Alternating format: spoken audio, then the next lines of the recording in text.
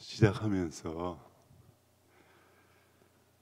우리가 잘 아는 가톨릭 성가 400분입니다. 코로나 때문에 같이 성가를 할 수는 없지만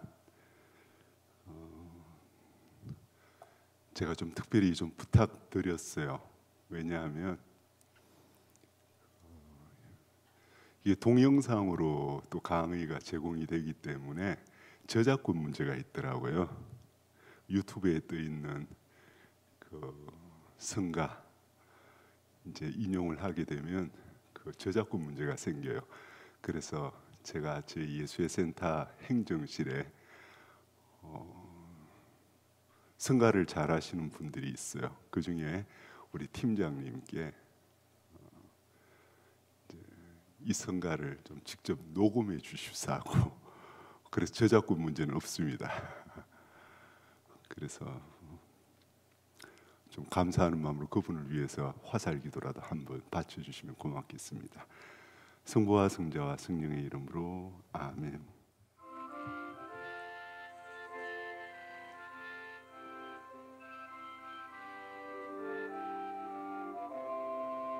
주님과 나는 함께 걸어가며 지나간 이를 속삭입니다.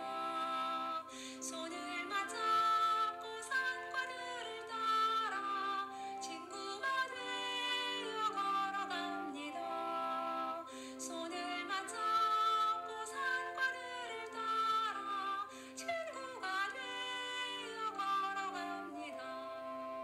주님과 내가 함께 걸어갈 때 천국의 일을 말해줍니다.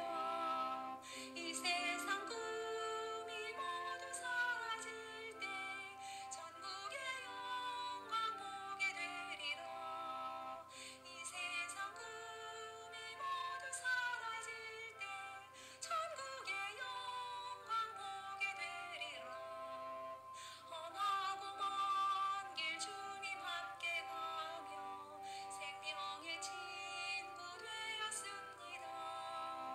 잠시의 세상 충실하게 살아 영원한 세상 얻으렵니다. 잠시의 세상 충실하게 살아 영원한 세상 얻으렵니다. 어떻습니까?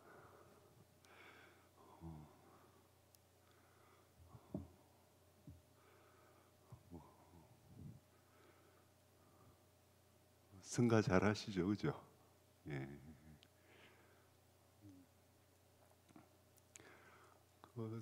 의식 성찰이 무엇인가, 혹은 양심 성찰이 무엇인가?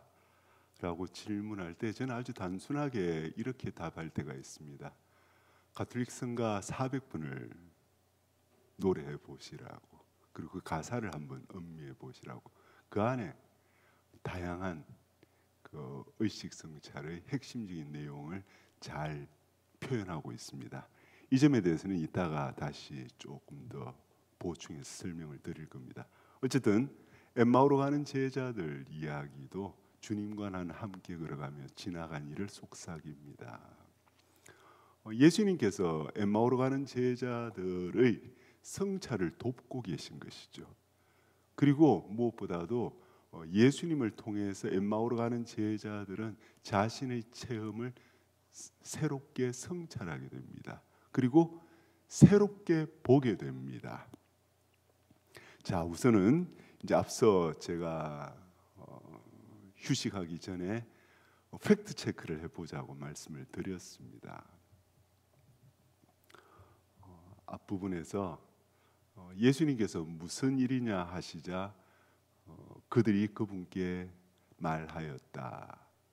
여기에 말 그대로 따옴표 안에 다 포함되어 있는 이 내용을 이야기했습니다. 여러분들 혹시 이 내용들, 제자들의 진술을 팩트 체크를 해보니까 여기에서 혹시 잘못된 것, 틀린 정보 혹은 팩트를 발견하신 게 있는 분 손 한번 들어보십시오.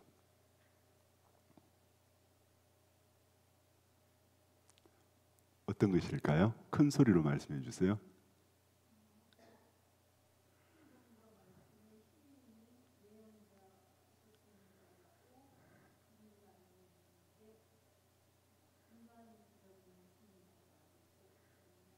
예, 좋습니다. 그분은 하느님과 온 백성 앞에서 행동과 말씀에 힘이 있는 예언자셨습니다. 이분이 예언자인가? 많은 분들이 팩트 체크해 보자고 하면 이 부분을 지목하시는 분들이 꽤 있었습니다.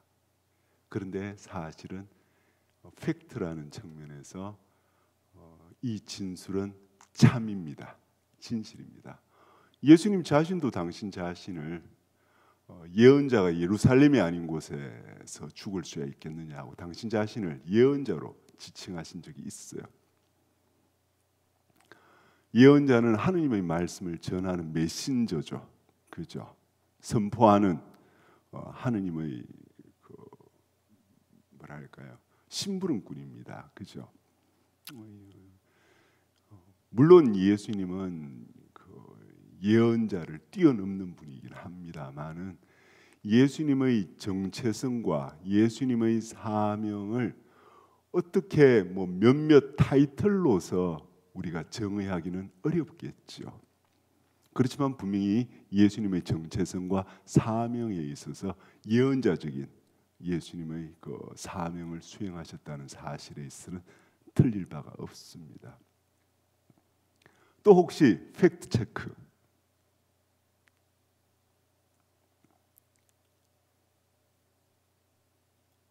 이스라엘을 해방하실 분?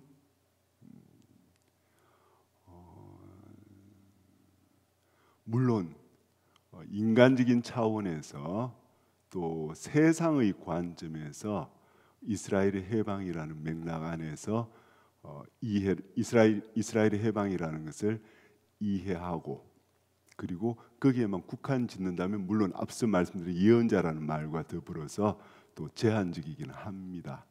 그러나 이스라엘 하느님의 백성을 의미하는 것이죠. 그죠?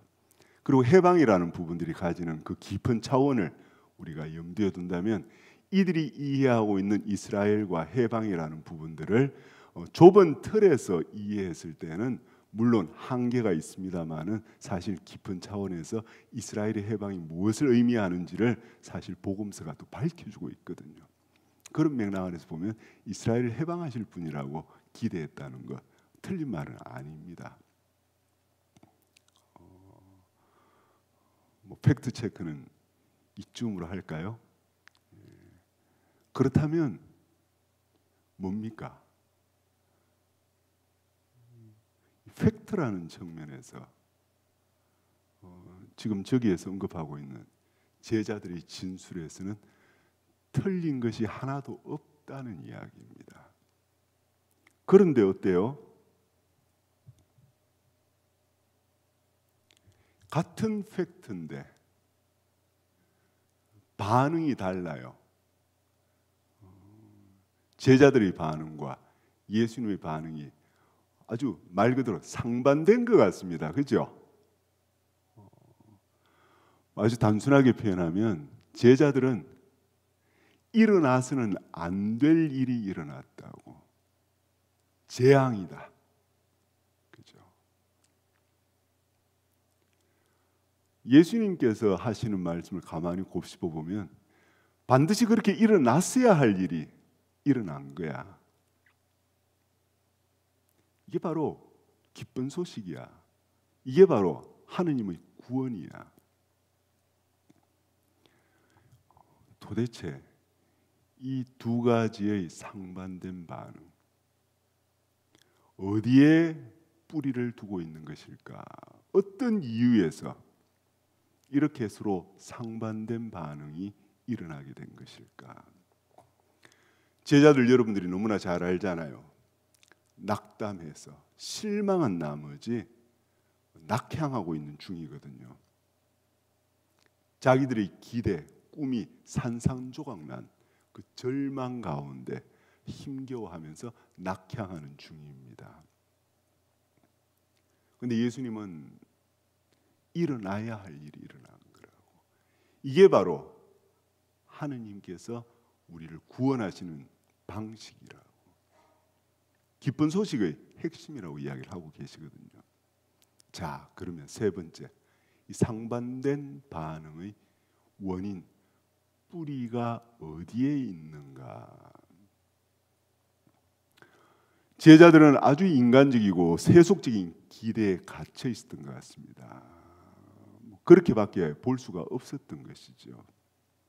그런데 예수님께서 성경 말씀을 풀이해 주셨다는 이야기를 하지 않습니까? 그죠? 모세, 예언서, 그죠? 시편 다 하느님의 구원하심에 대한 이야기이고, 하느님께서 어떻게 인간 사이에 개입하셔서 인간에게 은총을 베푸시고 또 세상을 구원하시는지에 대한 하느님의 섭리에 대한 이야기이고, 섭리하시는 방식, 그 과정에 대한 이야기입니다. 인간적인 기대와 안목, 그리고 하느님의 섭리와 방식에 있어 대단히 다른 것 같습니다. 사실 예수님께서는 그리스도는 반드시 많은 고난을 겪고 나서야 자기 영광에 들어가게 되는 것이 아닌가. 제가 이 말씀을 제대로 정확하게 인용했는지는 모르지만 여러분들이 무슨 말인지 아십니다, 그렇죠? 사실은 제 서품 상본에 인용했던 말씀이 바로 이 구절이에요. 정확하게 한번 인용을 하겠습니다.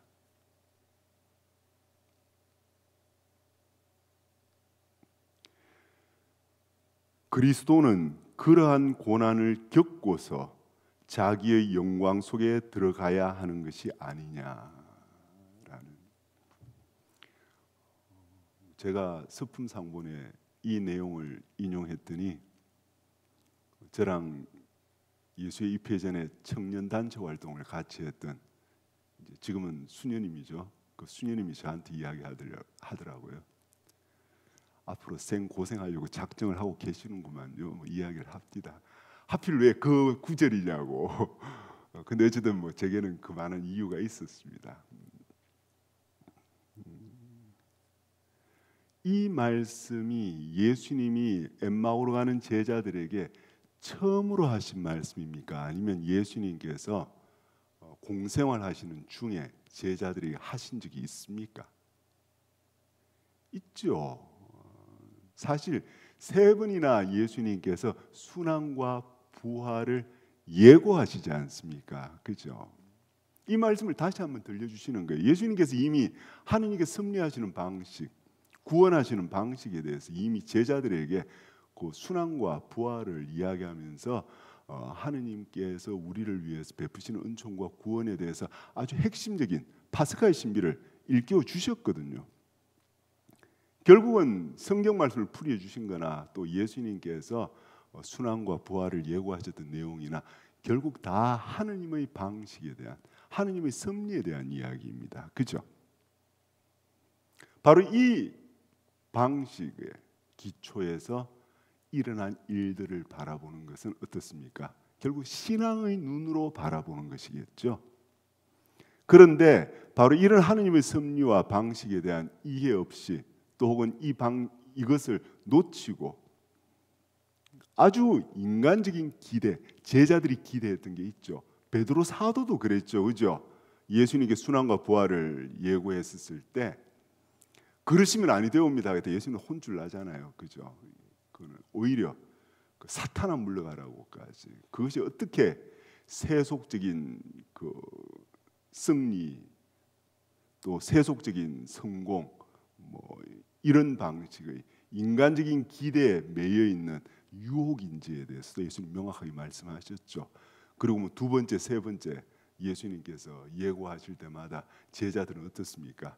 나중에 돼가지고는 아예 무서워서 묻지도 못할 정도로까지 자기들 안에서 하느님의 방식을 받아들이지 못했던 이런 그들의 뿌리 깊은 그릇된 태도가 사실은 예수님의 순환 이후에도 제자들이 어떻게 일어난 일에 대해서 낙심하게 되는지, 즉 말해서 신앙이 결여된 눈으로 봤었고 인간적인 또 세속적인 기대에 매여 있다 보니까 그 방식에서 일어난 이 일들을 바라봤을 때 어떻습니까? 재앙이죠.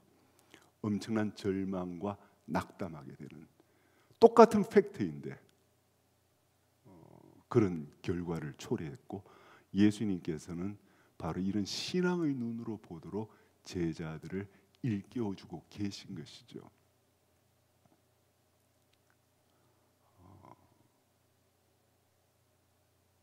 이렇듯 같은 사실,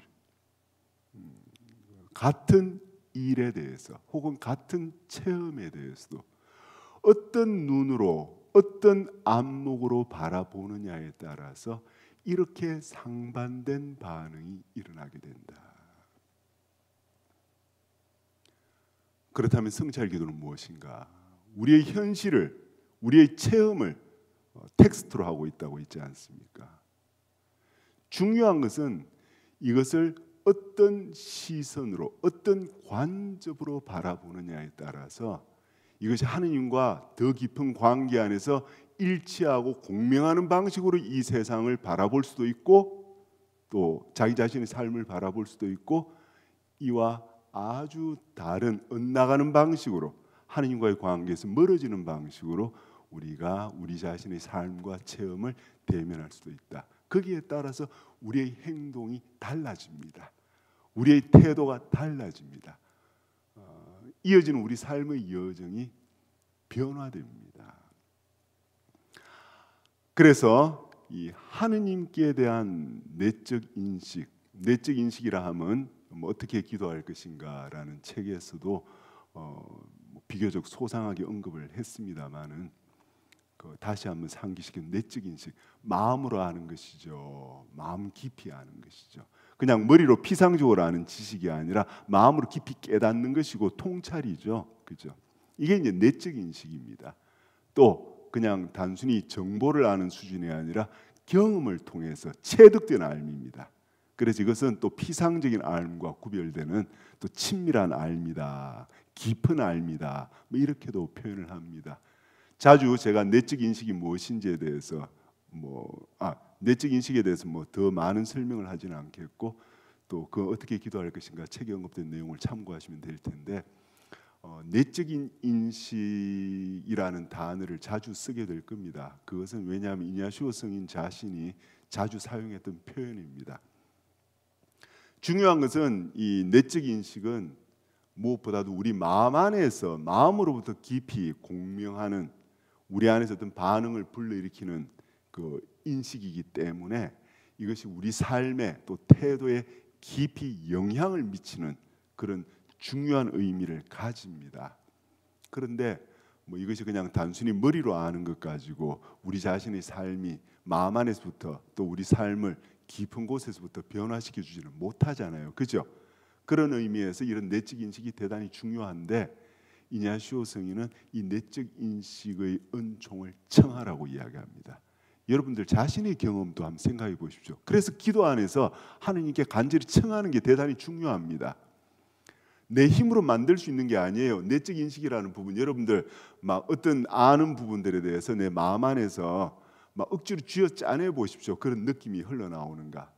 뭐 제가 그 어떻게 기도할 것인가 책에서도 언급했듯이 예를 들어서 뭐 하느님은 사랑이시다. 우리가 누가 모릅니까? 그죠?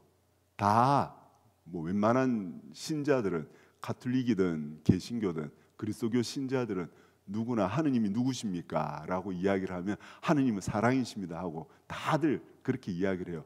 그런데 하느님이 정말 사랑이시구나 하고 마음에서 절절히 흘러나오는 깊은 공명이 일어나는 깊이 공감하고 감동하는 그 사랑이 느껴지는 그런 의미에서 이 사랑은 그 마음으로 깊이 알게 되는 이 사랑은 내가 막 그 느낌을 쥐어짜내고 싶어도 안 만들어져요. 그죠? 어떤 통찰들은 단지 머리에만 머물지 않거든요. 마음에까지 깊은 영향을 미치거든요. 그게 우리 삶을 이끌어가고 변화시켜 주지 않습니까? 이 점은 바로 여러분 누누이 강조하지만 하느님의 은총으로 주어지는 것이고 하느님께서 주고자 하신다. 다만 우리는 이런 은총을 입기 위해서 우리 편에서도 그분께 주의를 기울이고 그 은총을 청하면서 계속 그분께 우리의 마음을 더 높여 드리는 이런 우리의 어떤 태도가 요청이 되는 것이다. 하느님께 대한 이런 내적 인식은 피조물에 대한 내적 인식으로 함께 통합됩니다. 서로 상호 영향을 미칩니다.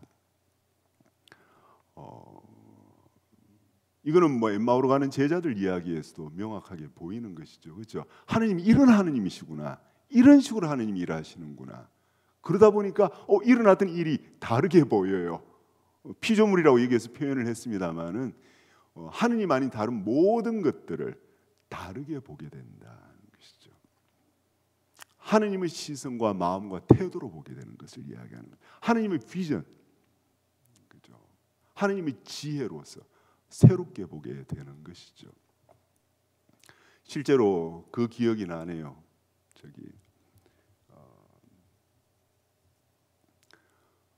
어떤 다른 수도의 그 수사님이셨어요.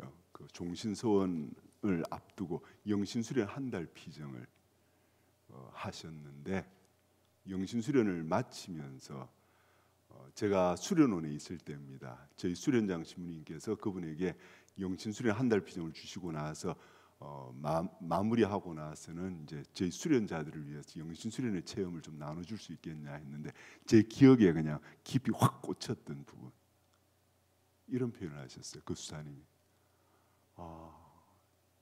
세상이 다르게 보입니다. 이 표현을 했어요. 다르게 보였다. 아마 여러분들이 부분적으로 경험하셨을 거라고 생각해요. 어떤 때는 여러분들이 깊이 신앙 안에서 감동했을 때 감도된 그 마음으로 세상을 봤어요. 똑같은 세상인데 다르게 보이거든요. 그죠? 깊이 하느님의 사랑과 용서를 체험하고 나서 주변에 나를 괴롭히던 사람이 어떻게 보여요? 넉넉하게 보이기 시작하잖아요. 이제 이해되기 시작하고 받아들일 수 있고 품을 수 있게 되는 거죠. 그것과 마찬가지입니다. 자기의 삶이 다르게 보여요. 내가 경험하고 있는 세상이 다르게 보입니다. 그래서 피조물에 대한 내적 인식이 하느님께 대한 내적 인식과 밀접하게 연관이 있는데 그 역도 성립합니다. 여러분들 이거는 조금은 부정적인 측면에서 봅시다. 피조물 안에서 우리가 그 아주 왜곡된 그 결핍이나 또 관계를 체험했을 때 하느님께 투사합니다. 하느님에 대해서 아주 그릇된 태도를 불러일으켜요. 그래서 영신수련 그 피정을 할 때 이 죄를 대면할 때가 있어요. 특히 영신수련 1주간의 그 기도 주제가 죄와 하느님의 그 자비에 대한 하느님의 용서와 자비. 어떻게 보면 이 죄보다도 훨씬 넓고 깊은 차원의 은총에 대해서 우리가 알아듣고 좀 받아들이기 위한 그런 여정을 겪습니다. 그때 그 죄의 원인, 그 뿌리로서 상처에 대한 부분들을 좀 대면하도록 종종 초대를 합니다. 어떤 분들은 그 어린 시절에 있어서부터 또 혹은 내가 살면서 겪은 그 트라우마 때문에 하느님에 대해서도 아주 그릇된 왜곡된 태도, 인식이 자기도 모르게 자기 마음 깊은 곳에 자리 잡고 영향을 미칠 때가 있어요. 그래서 피조물에 대한 그릇된 내적 인식, 왜곡된 내적 인식, 이 내적 인식은 올바른 의미에서 마음에 깊이 새겨져 있는 인식이기도 하지만 또 한편 왜곡된 내적 인식이 있거든요. 자기도 모르게 자라보고 놀란 가슴, 소뚜껑 보고 놀란다는 표현을 하지 않습니까? 이런 그릇된 내 안에서의 내적 인식이 자리 잡고 있다 보면 이게 피조물에 대해서나 다른 사람과의 관계, 자기 자신에 대해서 그 대하는 태도에만 국한되는 것이 아니라 하느님도 이런 분이시려니 하면서 하느님이 사랑의 하느님, 은총의 하느님이시라는 것을 믿으면서도 내심에서는 내 마음은 다르게 이야기하는 그런 그 경험을 하기도 하거든요. 또 혹은 피조물 안에서 깊은 그 관대함과 아름다움을 또 그 풍요로움을 또 그 깊은 신비를 경험했던 사람들이 어떻게 됩니까? 하느님에 대해서도 아주 깊고 새로운 지평을 얻게 되기도 하거든요. 그런 면에서 하느님께 대한 내적 인식과 피조물에 대한 내적 인식이 서로 상호 작용을 하게 된다 하는 것, 여러분들이 좀 염두에 두시면 좋겠습니다. 왜냐하면 결국 하느님은 피조물과 한결같이 가장 근본적인 뿌리에서부터 충실하게 관계 맺고 계신 하느님이시고, 또 이 피조물은 결국 하느님과의 관계를 떠나서 존재하지 못하기 때문에 그렇습니다. 하느님 창조주와 피조물과의 관계는 불가분이기 때문에 그렇게 서로 영향을 주고받을 수밖에 없다는 것, 여러분들이 염두에 두시면 되겠습니다. 그리고 또 비슷한 맥락 안에서 성경으로 하는 기도와 성찰 기도, 혹시 나중에 다시 기회에 기도하게 제가 그 강의할 또 기회가 된다면 여기에서부터는 의식, 양심, 성찰 이렇게 쓰지 않고 그냥 성찰 기도라고 이 PPT를 좀 다르게 바꿔야겠다는 생각이 문득 드네요.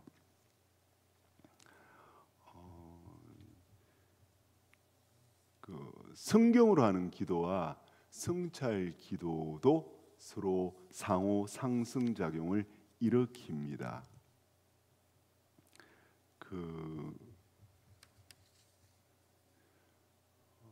내 자신의 삶을 하느님의 시선과 마음으로 볼 수 있기 위해서 여러분들 생각해 보십시오. 내가 성경으로 하는 묵상과 관상 기도를 통해서 체험했던 하느님에 대한 내적 인식이 깊다면 어떻겠습니까? 그분의 마음과 방식으로 보는 데 있어서 한결 도움이 되겠죠. 어떤 식으로든 그 성찰 기도는 하느님께 대한 내적 인식을 전제로 하고 하느님께 대한 내적 인식을 심화하는 쪽으로 흐르게 되어 있거든요. 왜냐하면 한마디로 이렇게 표현하죠.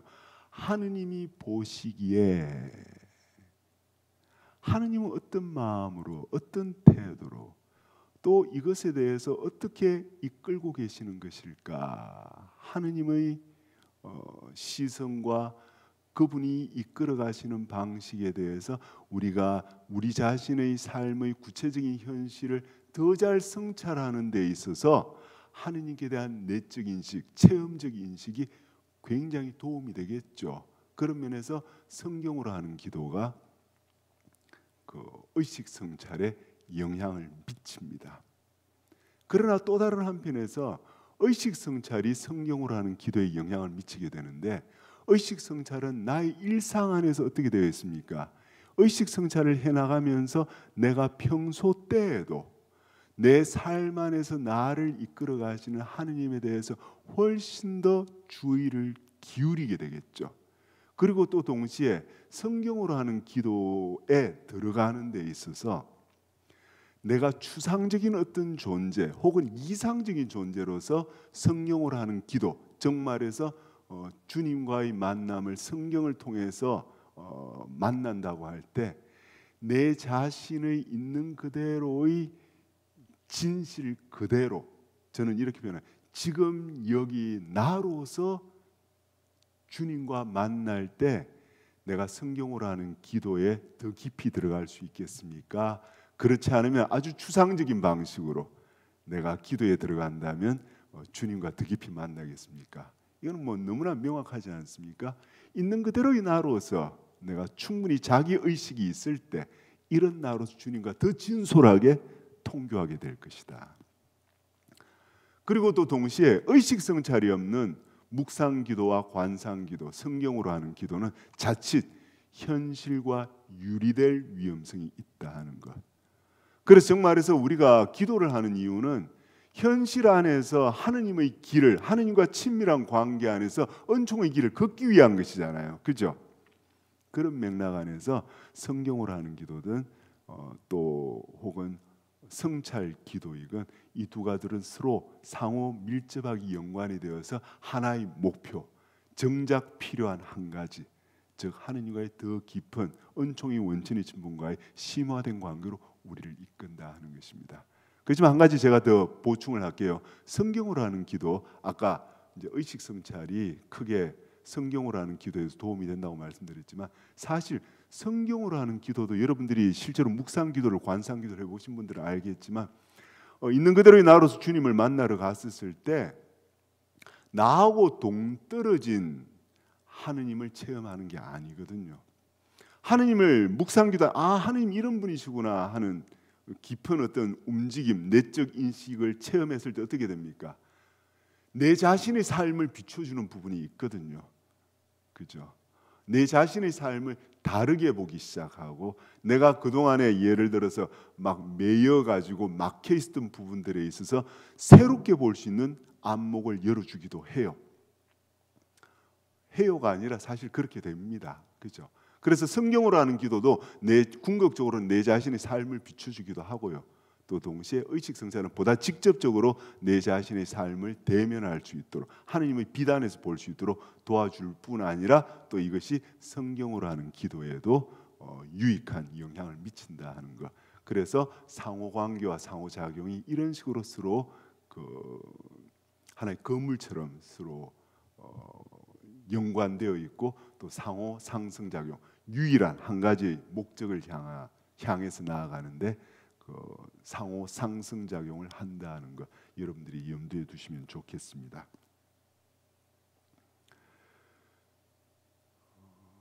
그렇다면 신앙의 눈, 하느님의 시선과 마음으로 본다는 것이 무엇을 의미하는 것일까? 제가 좀 예화를 한 2개 정도 여러분들에게 좀 제시하고 싶습니다.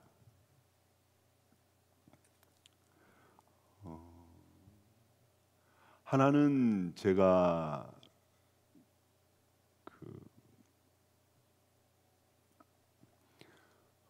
꽤 오래 전에, 제가 첫 사도직이 서강대학교 교목체였습니다. 굉장히 오래됐네요. 벌써 20년 가까이 다 돼가는데, 그때 제 나이하고 지금도 가끔 연락하는 그 당시 학생들, 또 청년들이 있는데, 그 중에는 수도 생활하는 사람도 있고, 이제 가정을 꾸려서 또 살아가는 사람, 이제 우리 지금도 제게는 그냥 아이들이라고 표현을 합시다. 아이들도 있어요. 그런데 제가 교목처에 발령받아서 그 아이들과 함께 지냈던 그 나이보다도, 이제 그때 제 나이보다도 이제 이 아이들이 자라서 벌써 이제 성인이 됐습니다. 그때도 이미 성인이었긴 했겠지만, 근데 그 중에 제가 인상적이었던 체험 중에 하나가 캄보디아 현장 체험단을 이끌고 간 적이 있어요.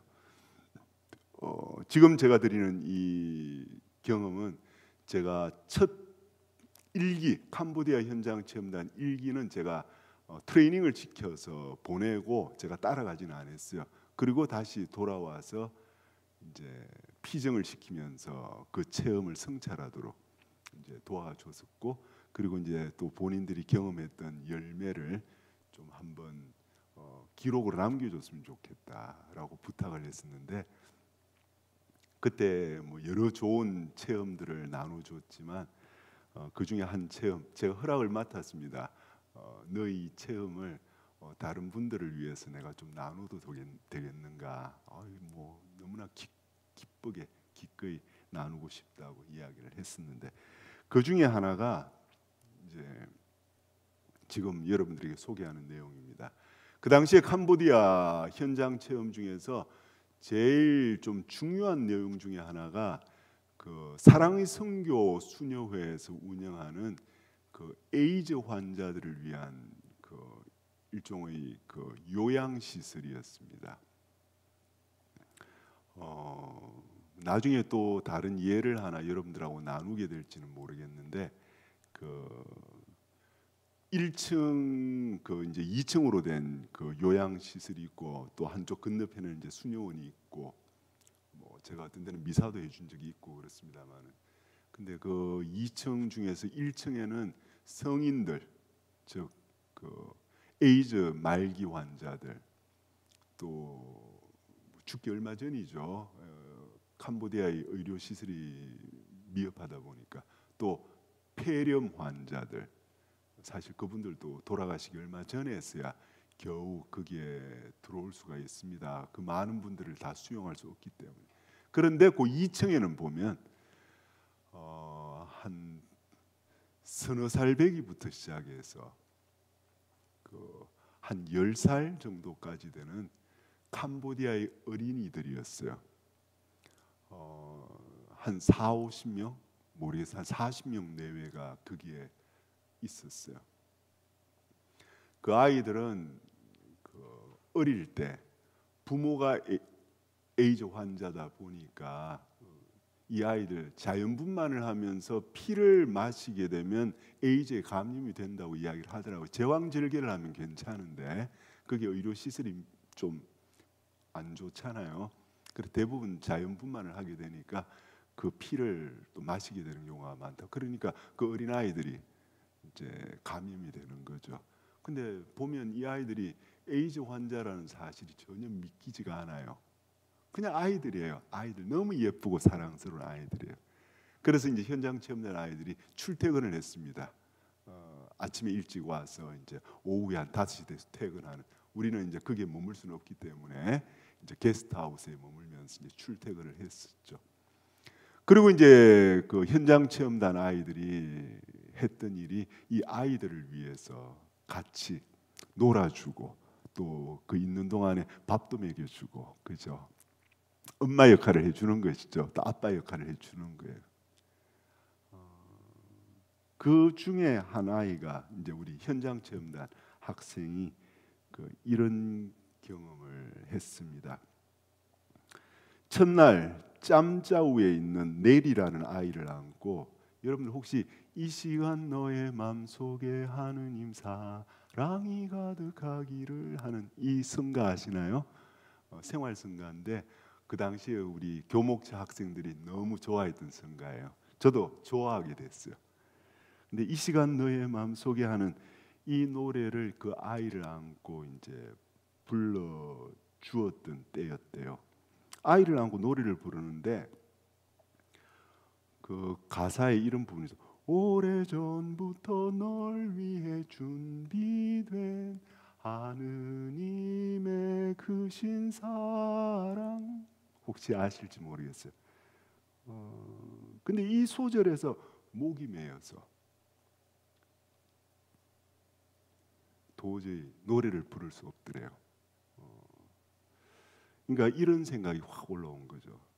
이렇게 사랑스러운 아이가 이 몹쓸병에 걸려서 아프다는 것이 너무 마음이 아팠고, 도대체 무엇이 이 아이를 위해서 오래전부터 준비되어 왔다는 것인지, 이 아픈 현실이 준비되었다는 것이 그저 슬프고 화가 났대요.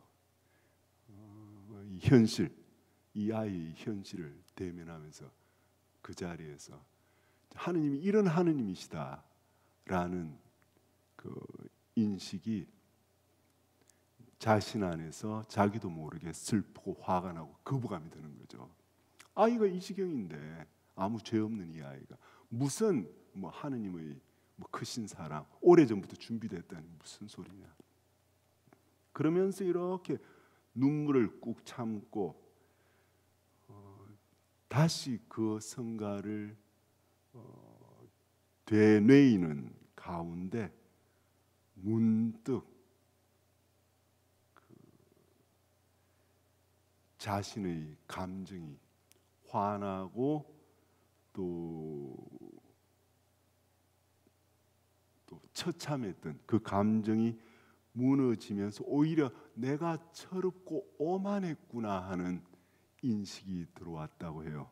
그게 뭐냐 하면, 오래전부터 널 위해 준비된 하느님의 크신 사랑, 이 아이를 위해서도 하느님의 크신 사랑이 준비되어 있다는 것, 이 아이도 나와 마찬가지로 하느님의 놀라우신 사랑을 듬뿍 받고 있다는 것, 이미 충분히 하느님의 사랑을 받고 있는 아이라는 것, 이게 갑자기 확 들어온 거죠.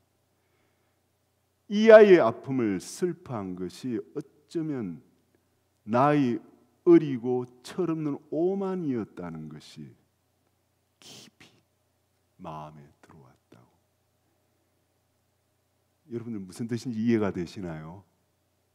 이 아이가 이렇게 아프니까, 어려운 처지에 있으니까 이 아이는 마치 하느님의 사랑에서 벗어나 있는 것처럼 하느님께도 원망스럽고, 또 이 아이에 대해서 너무나 슬픈 감정만 일어났던 것이 상황을 다르게 보기 시작, 하느님의 비단에서, 신앙의 진리 안에서 새롭게 보게 되었던 은총을 입었던 것이죠.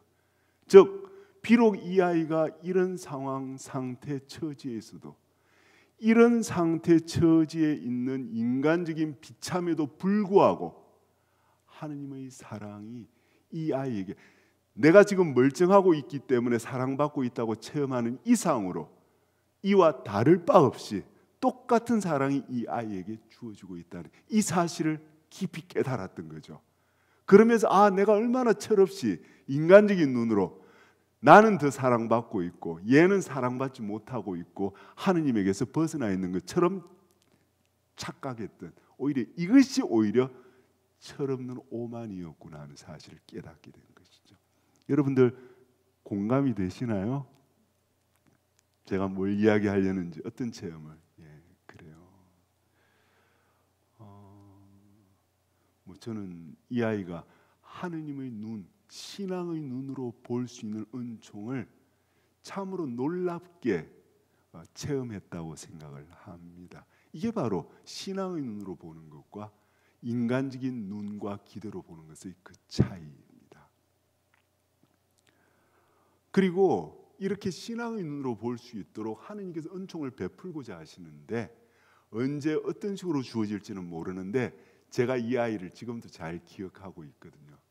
이 아이가 얼마나 순수한 영혼을 지닌 아이였는지를 제가 여러 가지 어떤 다양한 경험을 통해서 알고 있었는데, 이 아이가 자신의 이 아이, 자기가 안고 있었던 이 아픈 이 아이에 대한 어떤 순수한 사랑으로 이 아이를 위해 줬는지도 알고 있고, 그리고 또 어떻게 하느님 앞에 화나고 슬픈 마음을 또 표현했는지도 저도 제가 충분히 가늠하고 있습니다. 그래서는 충분히 표현하지는 않았지만, 그리고 거기에 대해서 또 하느님께서 어떻게 당신의 시선, 당신의 마음과 그 섭리 안에서 이 모든 것을 새롭게 볼 수 있도록 도와주셨을까 하는 그 은총에 대해서 깊이 신뢰하게 되고요.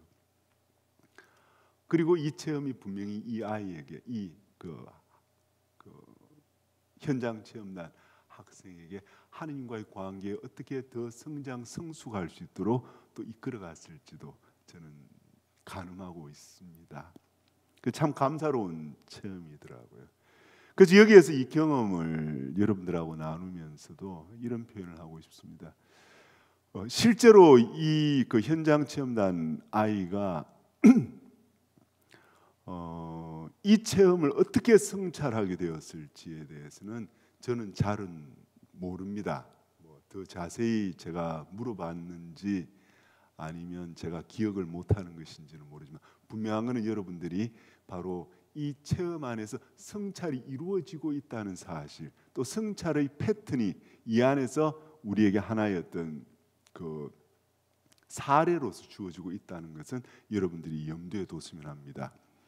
실제로 이런 체험이 일어났을 때 순간순간이라 하더라도, 의식 성찰은 꼭 정해진 시간에만 하는 기도가 아닙니다. 성찰 기도는 순간순간 내 안에서 뭔가 깊이 포착된 무엇이 있었을 때, 나에게 중요한 무엇이 일어났을 때 이것에 잠시라도 성찰할 수 있다.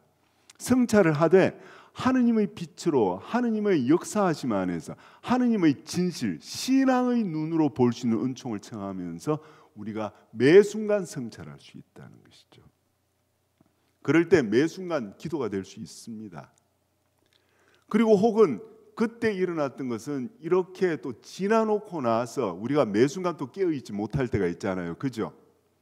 그럴 때 일어났던 부분들을 내가 정해진 시간, 하루의 마지막 저녁 시간이든 아니면 이냐시오 스님이 예수요원들에게 하루 2차례 중간쯤에 한 번 하고 또 저녁 때 자기 전에 한 번 하는 뭐 이런 두 차례를 하시건 뭐 어떤 식으로든 자기에게 여건이 허락하는 방식으로 이제 자기 시간을 안배하게 될 텐데 그때는 몰랐는데 성찰하면서 주님 이 체험들이 특히 내 마음 안에서 울림이 있고 깊은 영향을 미치고 있다면 성찰을 하게 되면 이런 중요한 체험들은 쉽게 포착이 되겠죠, 그죠?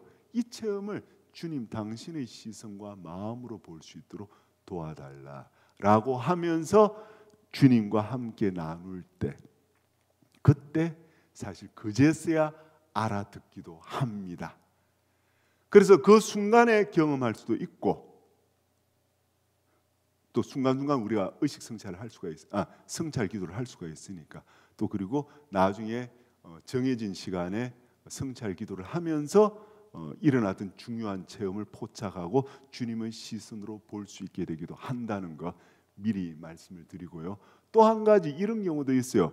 의식 성찰 때 예를 들어서 앞서 이야기했던 이 학생이 이게 뭡니까 주님 난 너무 슬펐어요. 그리고 당신한테도 막 화가 날 정도예요. 세상에 대해서 분노가 일어요. 뭐 의분이겠죠 물론 또 사랑에서 나오는 분노겠죠.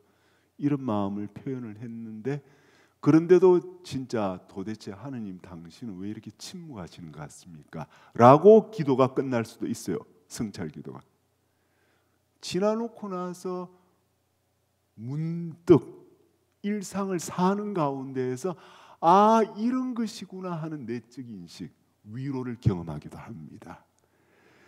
이거는 성경으로 하는 기도도 마찬가지거든요. 성경으로 하는 기도 해놓고 뭐 기도 때 특별한 게 없었네 뭐 또 이 기도는 또 이렇게 흘러갔구나 그렇지만 주님 이 시간 보낸 것 감사드립니다 하고 기도를 마쳤는데 그냥 일상생활하다 문득 기도 안에서 전혀 내게 미동도 하지 않았던 걸 깊이 내적 인식과 감동, 위로를 경험하기도 한다는 것이죠. 시차가 언제건 한 가지 분명한 것은 하느님이 잊지 않으신다. 그 때와 방식에 있어 하느님이 더 잘하신다는 이거 믿어드려라 하는 것이죠. 이거는 저는 뭐 여러분들에게 뭐 제 믿음이 특별하게 깊어서가 아니라 이거는 우리 신앙의 진리 안에서 너무나 분명한 이거는 뭐 그냥 진실입니다. 그분은 반드시 갚아주신다. 반드시 들으시고 그것이 반드시 내가 원하는 때와 방식이 아닐지는 몰라도 그분은 살아계신 주님이시다라는 거 여러분들이 좀 믿어주셨으면 좋겠고 저도 그 믿음으로 여정을 합니다. 그러면 제가 한 가지 경험을 요 경험은 조금은 더 긴 경험이에요.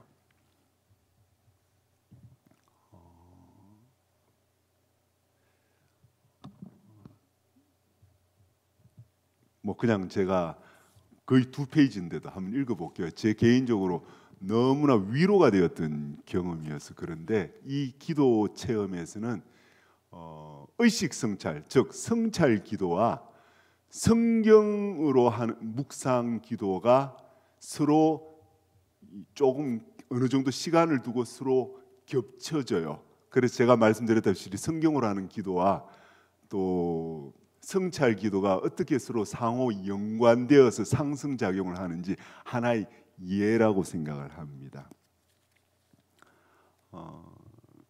이분이 좀 육체적으로 좀 깊은 질환을 안고 있어요.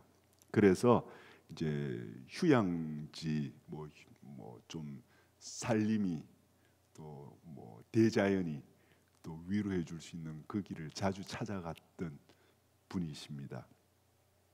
산속 휴양림을 여행 중이었다. 아침 식사 후 친구와 이런저런 얘기를 나누며 남편이 속썩이는 얘기에 이르렀다. 대부분의 기혼 여성들이 공통 주제이다. 여러분들 여기도 자매님들이 있는데 공통 주제가 되겠죠. 남편들이 속썩인 이야기. 친구의 못난 남편에 대한 하소연 뒤에 내 고생담이 이어졌다. 남편의 폭음과 경제적 무책임으로 얼마나 힘들었는지 구구절절히 얘기한 후에 그래서 내가 그 집안 전체를 먹여 살렸다니까 하면서 이제 끝맺었대요.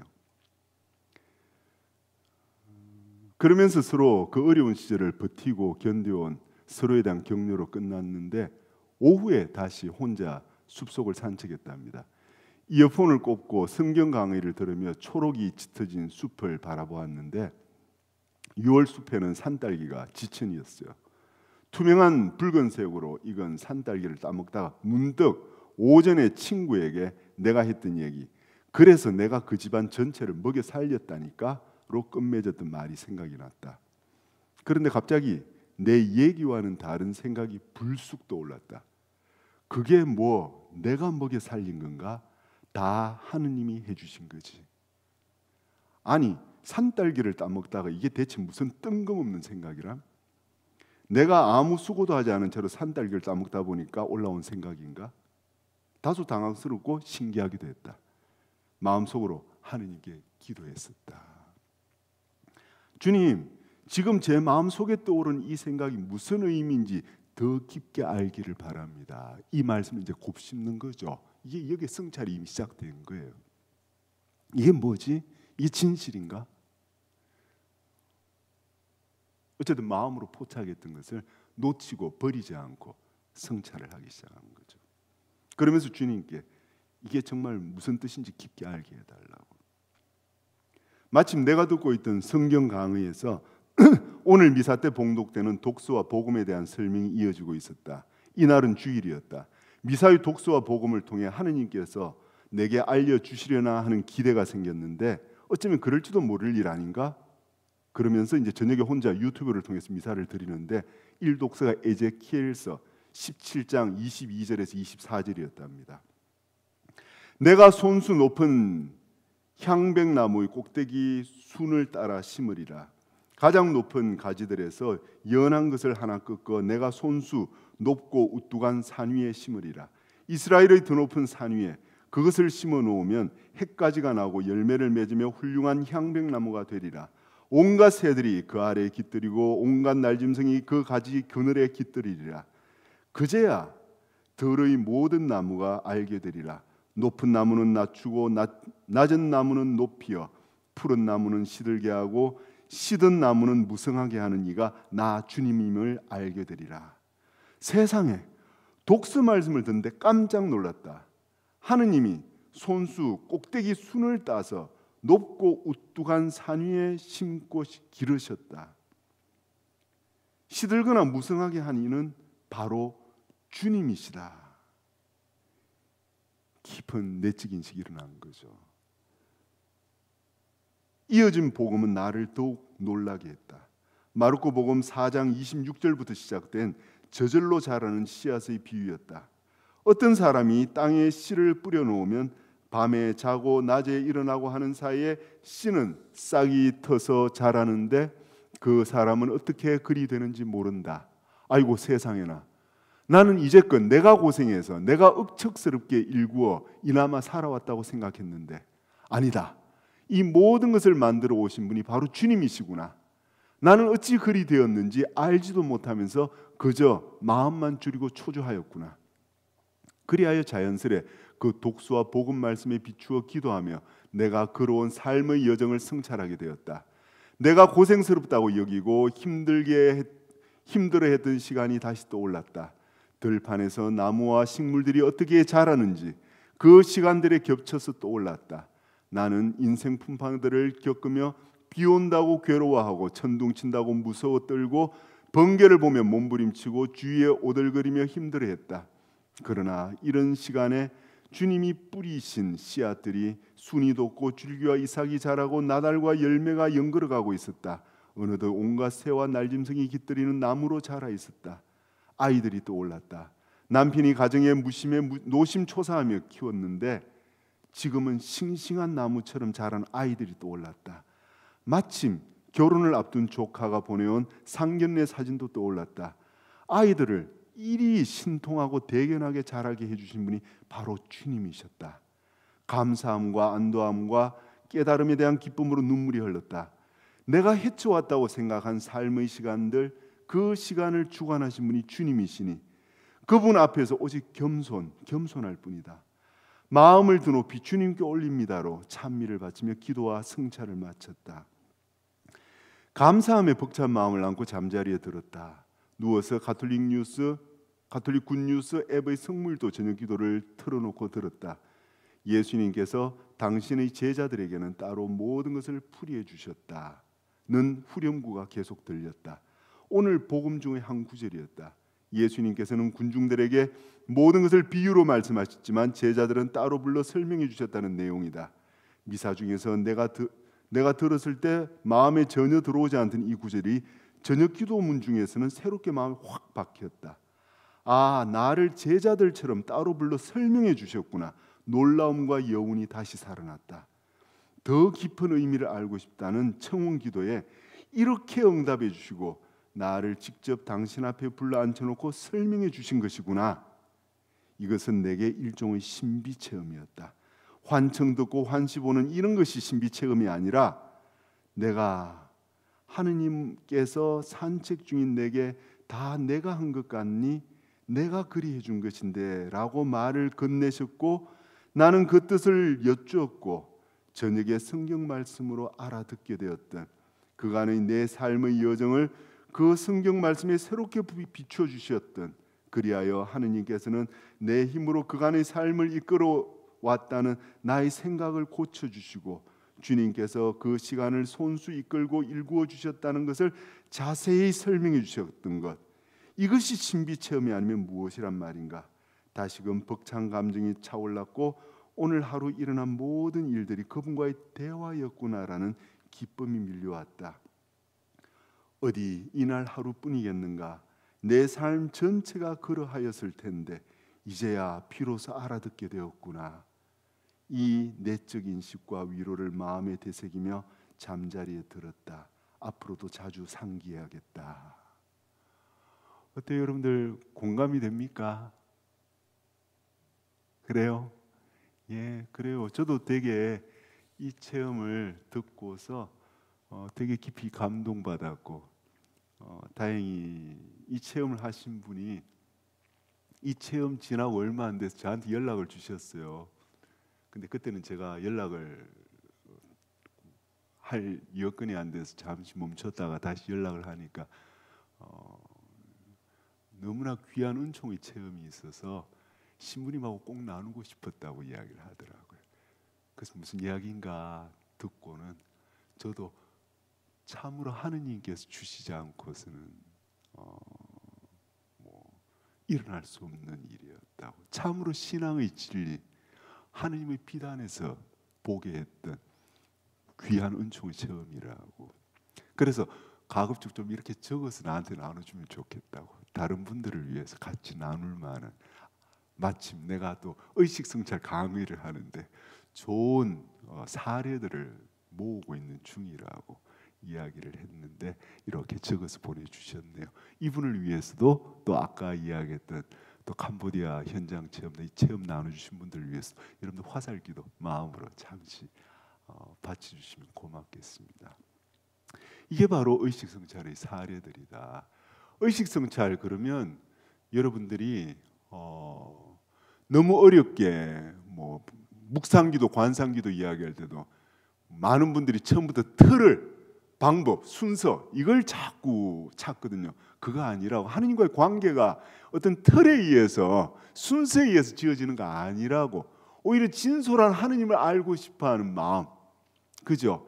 그분에 대한 애정 어린 관심, 신뢰 어린 관심, 그분을 찾는 마음, 바로 여기에서 시작되는 거. 이 모든 관계는 거기에 시작되는 것 아닌가요? 그리고 먼저 나에게 말씀을 건네시고 나와 통교하시고 나와 더 깊이 서로 주고받고 싶어 하시는 바로 이 주님에 대한 신뢰 어린 관심, 여기에서부터 시작하는 것이잖아요. 그렇죠?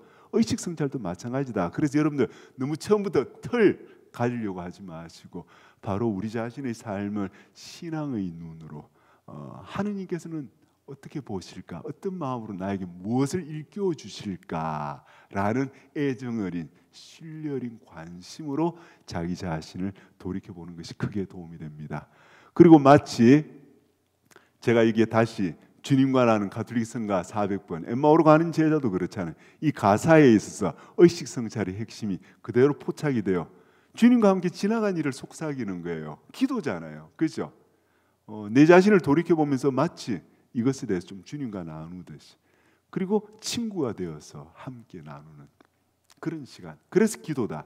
그렇게 하면 주님께서는 천국의 일을 말해준다고. 뭐 죽어서 천당 가는 이 천국보다 하느님 나라, 그죠? 하느님의 은총, 그죠? 하느님의 나라는 지금 여기 이미 우리 가운데 와 있다고, 그죠? 우리 이미 맛들이고 있고, 물론 마지막 날 완성되겠죠, 그죠?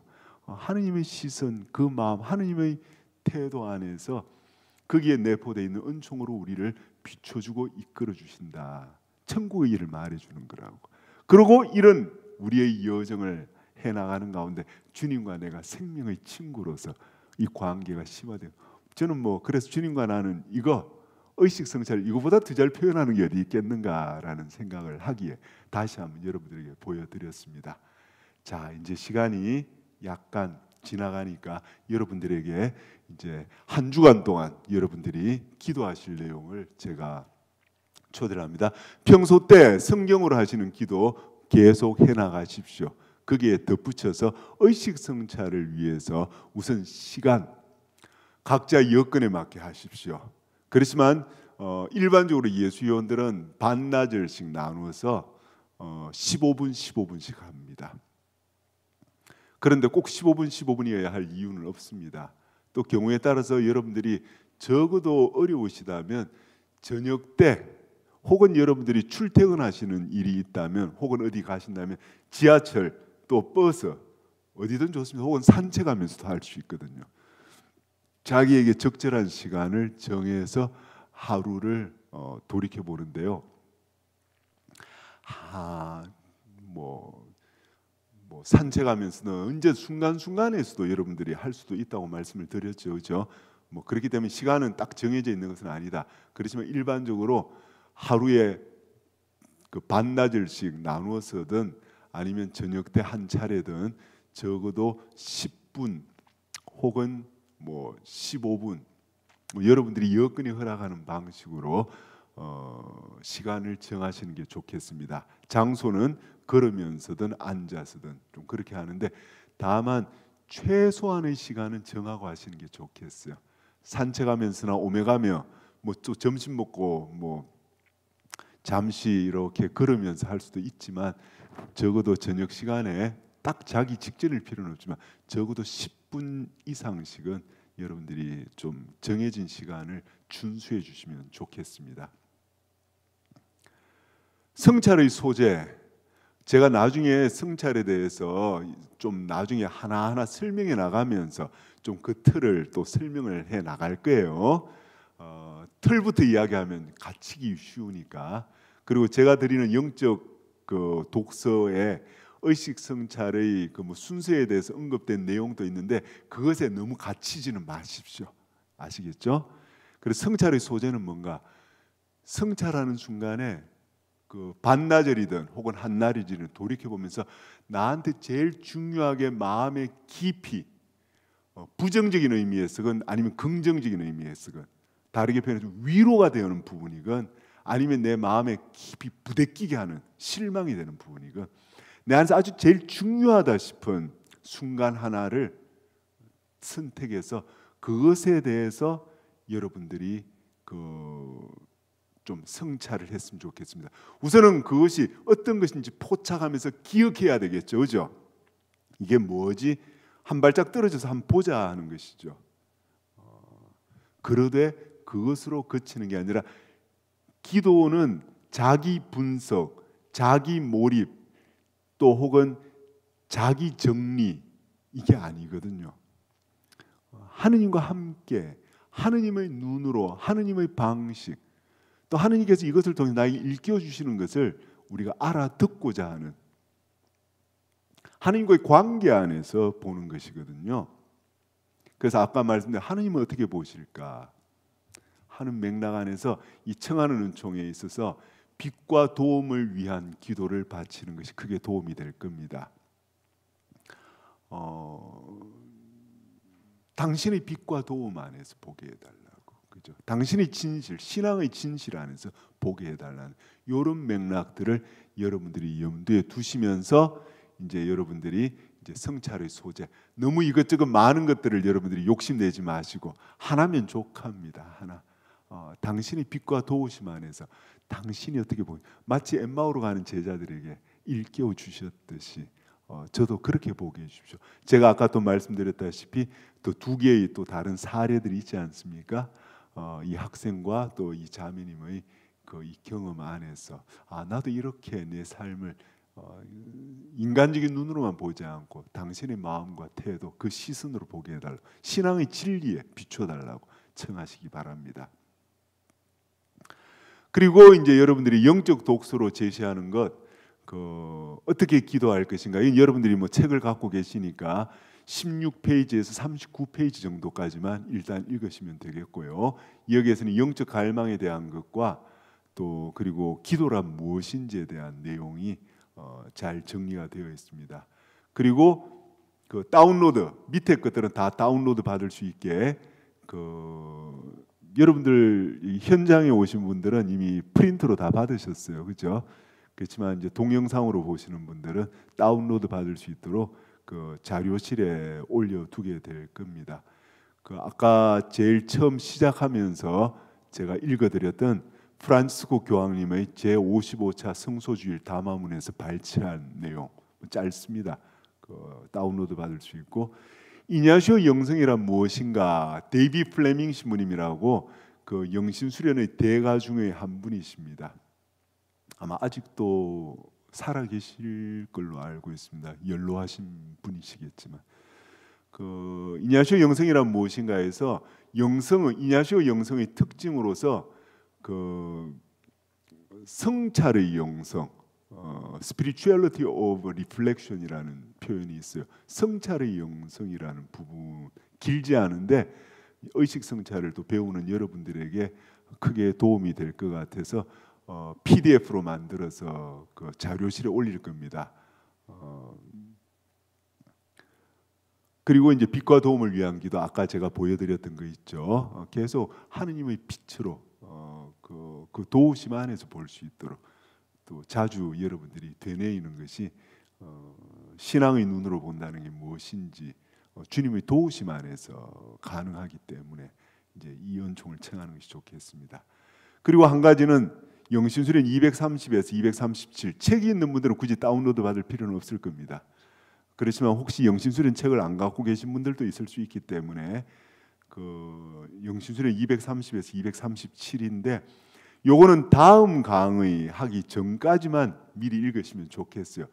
달리 말씀드려 다음 강의 때 제가 요 내용을 의식 성찰과 연관지어서 좀 여러분들하고 나눌 것이기 때문에 좀 미리 읽으시면 도움이 되겠죠. 이것은 영신 수련의 제일 마지막 절정이요 열린 결론이라고 이야기하는 사랑을 얻기 위한 관상에 대한 내용입니다. 다운로드는 예수의 센터 홈페이지 그리고 위에 메뉴 중에 그 나눔터 거기에 들어가시게 되면 여름 특강 자료실이라고 있습니다. 이걸 참고하시면 되겠습니다. 그리고 여러분들이 질문이 있으시거나 이제 실제로 성찰했던 체험이 있으실 때 앞서 이 좋은 여러분들도 은총의 수혜자이면서 또 다른 분들을 위한 은총의 협력자가 될 수 있거든요. 은총의 채널이 될 수 있거든요. 그래서 앞서 이런 은총을 체험했던 분들 여러분들이 도움이 됐잖아요, 그죠? 그래서 여러분들도 이런 그 의식 성찰 또 실제로 해 나가시는 가운데 질문이 있거나 또 혹은 좋은 체험이 있으면 뭐 지금 나눠드렸던 이분들처럼 깊은 위로가 아니더라도 씨름했던 경험도 좋아요.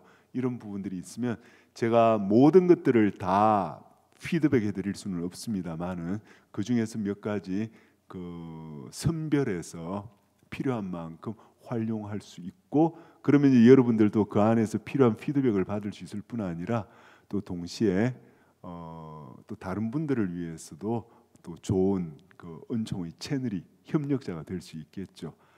제가 뭐 미리 양해를 구하는 것은 그 사실 그 동영상 수강자들 포함해서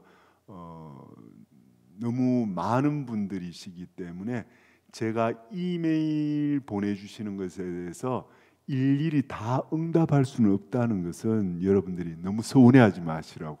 결코 여러분들을 무시해서가 아니라는 것 염두에 두시고, 또 가급적 또 필요하면 강의에 좀 녹아내기는 하겠습니다만은 때로는 제가 또 건너뛰는 부분도 불가피 있을 수밖에 없다는 거 염두에 두시면 되겠습니다. 그렇지만 또 가능한 한 또 필요한 것을 선별해서 또 강의 때든 뭐 다양한 방식으로 제가 피드백할 수 있으면 강의 내용이 더 풍부해지지 않겠나 기대하고 있습니다. 주님, 이 형제 자매들을 축복해 주시고 필요한 은총으로 친히 인도하소서. 영광이 성부와 성자와 성령께 처음과 같이 이제와 항상 영원히 아멘. 성부와 성자와 성령의 이름으로 아멘. 예, 평안히 가십시오. 코로나19에 따른 사회적 거리두기 연장에 따라 이른바 집콕 신앙생활도 이어지고 있는데요. 집에서 머물며 위로와 재미를 느낄 수 있는 영성 서적을 소개해드립니다. 전은지 기자입니다. 신앙생활의 핵심인 기도의 방법은 다양합니다. 성경으로 하는 기도도 있고 실천으로 하는 기도도 있습니다. 성이냐시오는 영신수련 여정의 필수적인 수단으로 묵상기도와 관상기도를 강조해왔습니다. 이는 세상과 동떨어지지 않고 복음을 살며 세상에 봉사하는 기도 방법입니다. 예수회 권오면 신부의 책 어떻게 기도할 것인가에는 기도의 뿌리부터 실천까지 이어지는 기도 이야기가 자세히 담겨 있습니다. 권 신부는 기도는 인간이 바라는 마음을 품고 이를 채워줄 수 있는 분께로 나아가고 간청하는 뿌리라고 설명합니다. 또 기도의 근본 전제는 하느님과 의식적, 인격적으로 관계를 잘 맺는 것이라고 설명합니다. 어떻게 기도할 것인가에는 하느님과의 관계 맺기가 핵심인 묵상기도의 흐름과 준비 방법, 성찰에 이르기까지 세세히 알 수 있습니다. 상상력과 성찰을 통해 관상기도를 하고 기도 중에 일어난 여러 가지 체험을 식별하는 방법을 전합니다. CPBC 전은지입니다.